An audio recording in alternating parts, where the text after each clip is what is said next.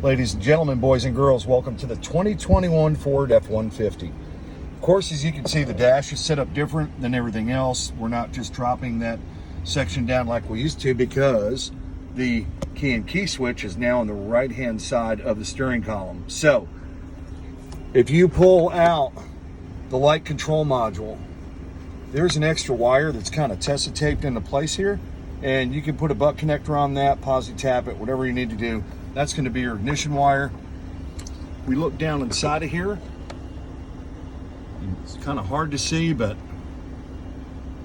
see if I can get to it.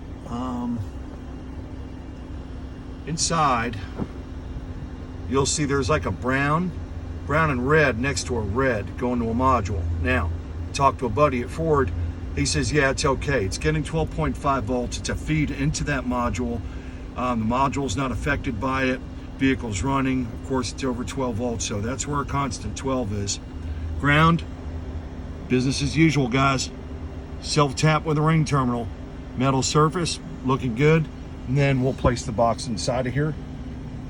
Upright, labeled to the sky, where we'll get a good signal. So there you go. There's your 2021 Ford F-150.